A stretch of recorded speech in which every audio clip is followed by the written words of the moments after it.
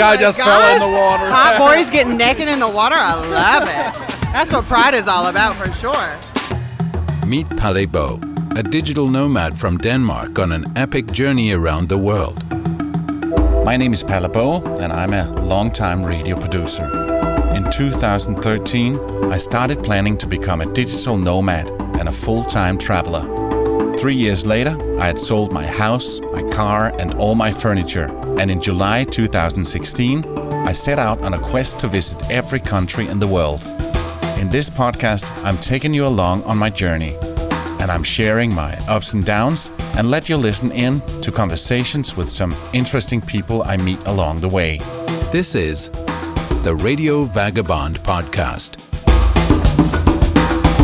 In last week's episode, I spoke to my host, Davina, about North Carolina got a bad reputation a few years ago after they introduced a new law, the HB2, the so-called bathroom bill, that bans individuals from using public toilets that do not correspond with their biological sex as dictated by their birth certificates.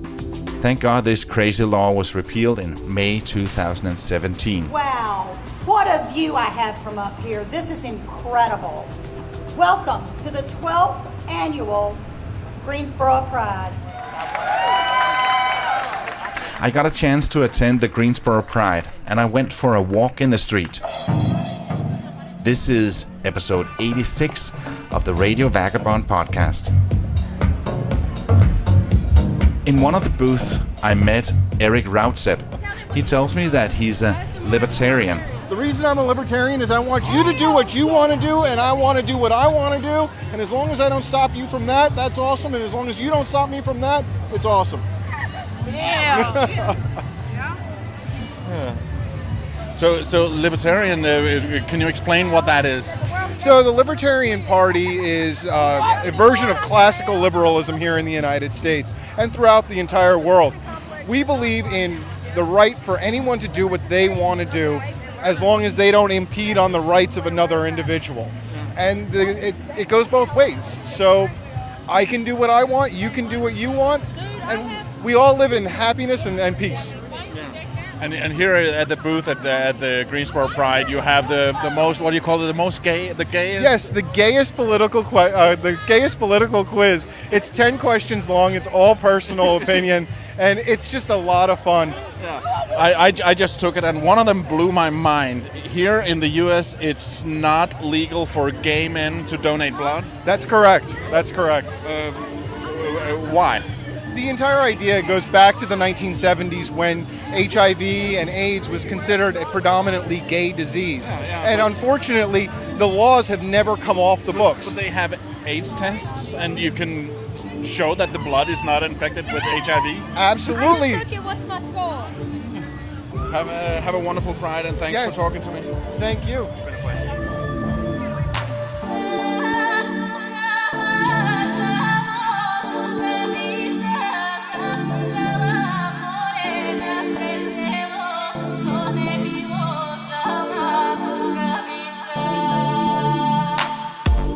This episode is brought to you in part by Hotels25.com.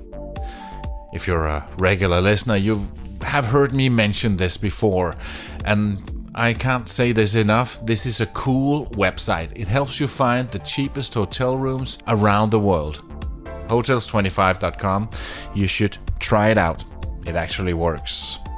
One of the hosts of the Greensboro Pride is Anjelica. Hi, my name is Anjelica Dust. I'm from Greensboro, North Carolina. I am a trans woman, and I do drag. The guy just fell in the water. Hot boys getting naked in the water. I love it. That's what Pride is all about for sure. So how many times have you done Pride here in Greensboro? So I'm not sure how many times we've done it, but this is the 10th year in a row that we've had the festival. And every year it has gotten bigger and bigger and bigger, and this I heard some numbers about 7,000. I would say, I think 7 is what we normally get. I think we're going to hit 10 today. Wow. Yeah, so I mean that's great. I'm very, very thankful for that for sure. So you're on the main stage most of the time. You have a small break now, so yes, I'm the host.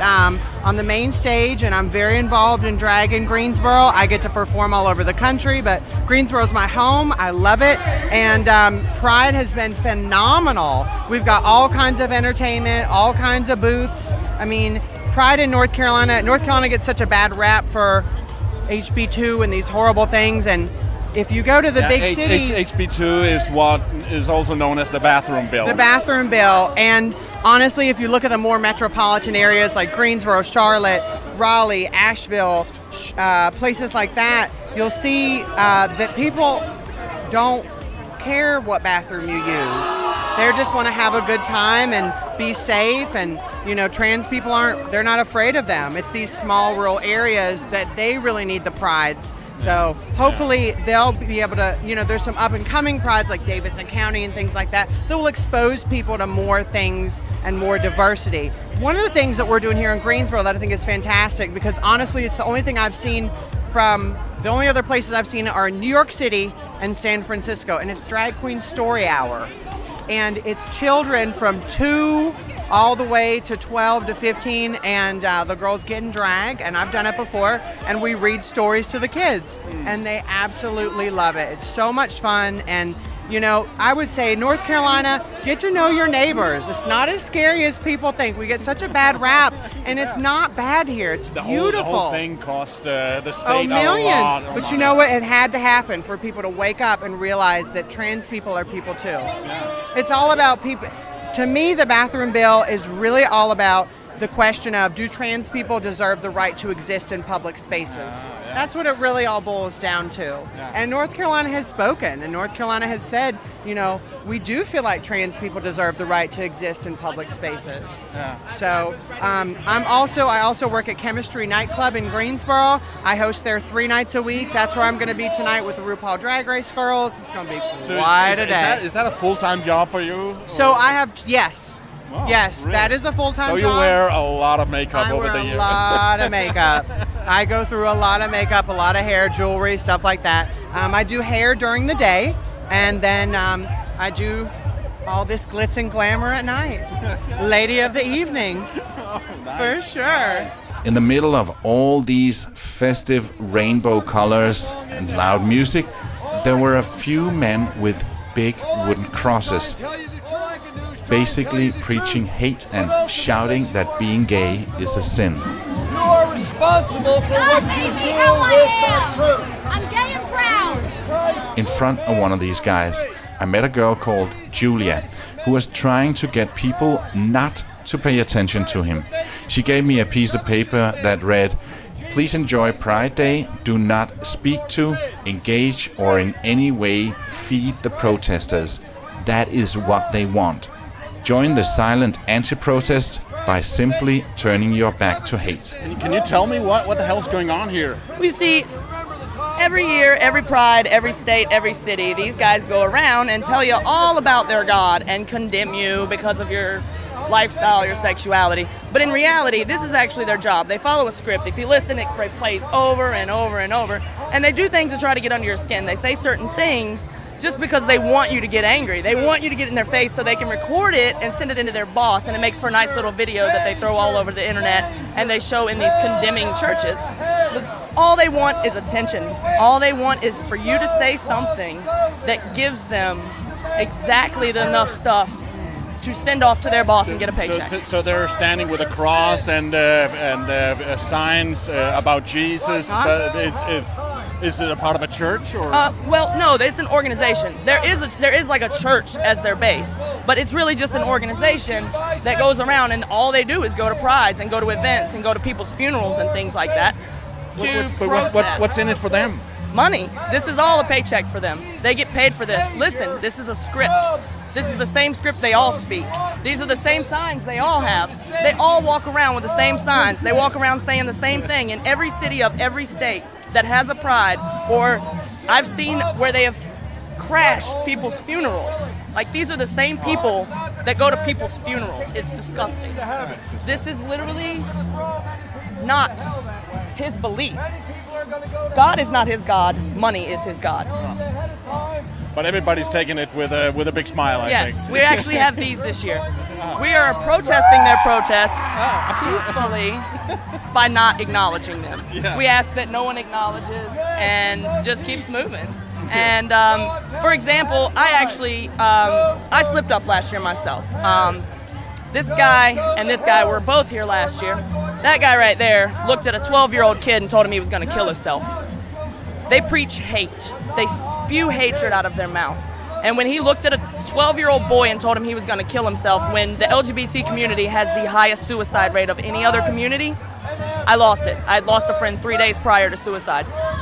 And I shouldn't have interacted because I probably gave him exactly what he wanted. I probably gave him all the material they needed for the day. I wasn't hateful. I didn't curse at him. I didn't spew hatred back at him. I just let him know that you're the reason that people don't feel comfortable in their own skin. And if that's a good thing, then you don't believe in God.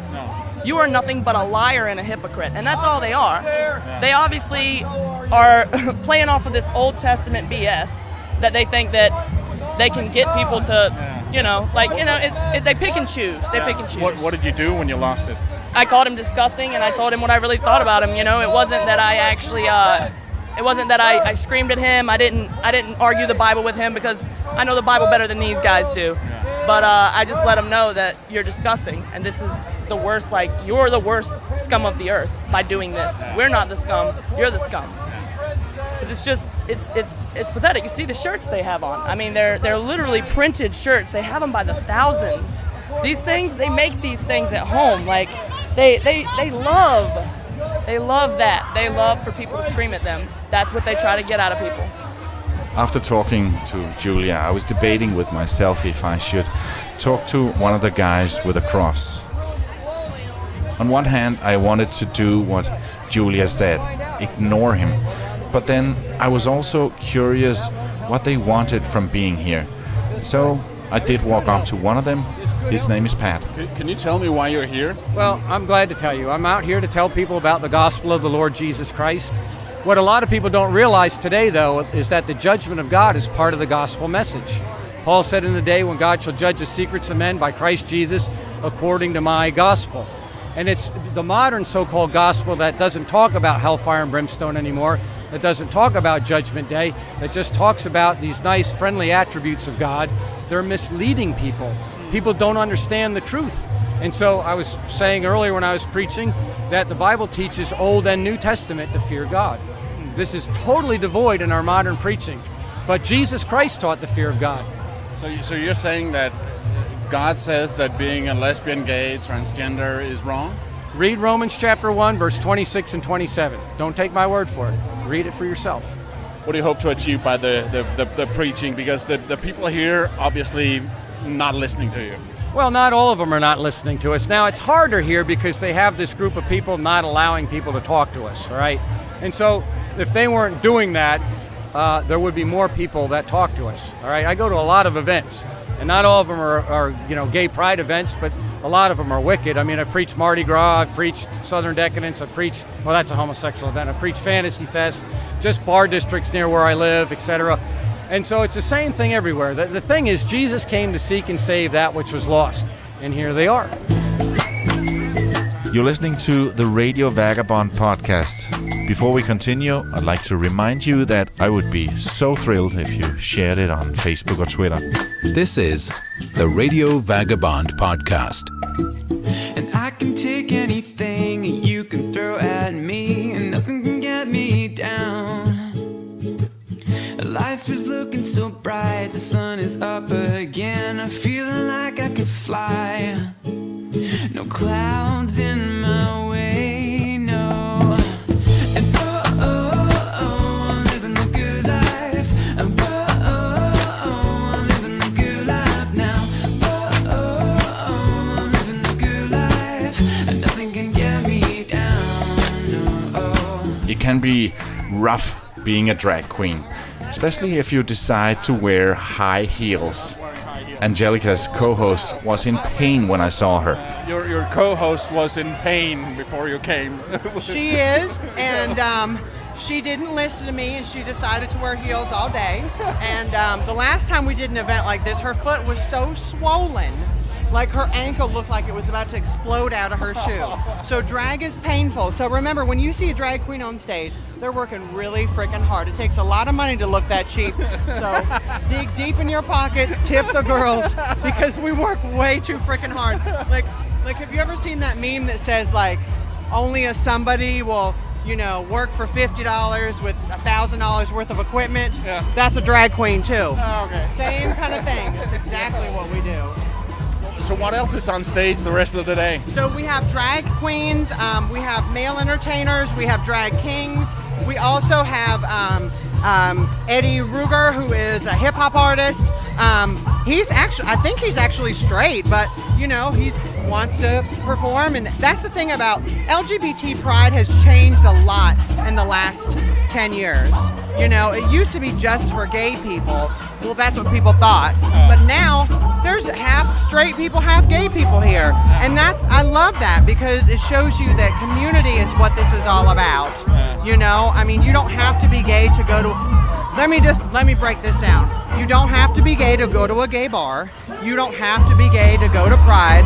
And a lot of times now these days, when I host a show at a gay bar, there's more straight women there than anything else. So if you're a straight man, you better get your ass to a gay bar because there's going to be 100 horny women waiting for you to hook up with them. And you will be outnumbered, you're going to be outnumbered 100 to 1 with women. So why wouldn't you, Is there one here? Absolutely. Absolutely. Chemistry Nightclub is one. You can definitely check them out. The Q Bar is another one. Don't you think the guys would be hitting on me? Well, I would say in order to go into any space, you should be comfortable enough in your manhood to be hit on by anybody. I mean, I get hit on by women all the time. That doesn't mean that I'm gonna, munch down on some kitty cat, but, I'm definitely gonna say thank you and have a nice day. But, you just gotta keep it professional. That was almost it for this episode. Let me remind you that I would be so thrilled if you would give me some stars in Apple Podcast or in your podcast app. And if you have a few minutes, please write a few lines in a review. It helps other people find this podcast. You can reach me on mail if you have any feedback or questions or tips for me on what to see and who to talk to when I get to a new destination. I promise that I'll answer any email I get on mail@theradiovagabond.com. You can follow me real time, where I am right now, on the official Facebook page, facebook.com/PalaRadioVagabond, and on Instagram and Twitter as Radio Vagabond. Find all these links at theradiovagabond.com, where you can also see a lot of pictures. Later this week, you'll get another interview with a guy in the travel media industry. His name is Shane Dallas, and he calls himself the Travel Camel. He's the conference director of TBEX Europe and the guy who booked me to speak about travel podcasting at the conference in Ostrava, the Czech Republic, not that long ago. Do you have an ambition to do them all? No, it doesn't interest me. There's some places I think have limited appeal to me. If someone said, okay, we'll pay you to go to every place, I'll probably do it. But honestly, I think I'm a slow traveller, and the amount of time I'd want to spend in each destination would mean I'd be travelling for the rest of my life. And as much as I love travel, you've got to stop at some stage. Next Monday, I'll be back in High Point, North Carolina, where I'm taking a closer look on how this small city became the furniture capital of the world. I go and have a look at the biggest furniture store in the world and have a cup of coffee with the CEO of High Point Furniture Market. My name is Palabo. See ya.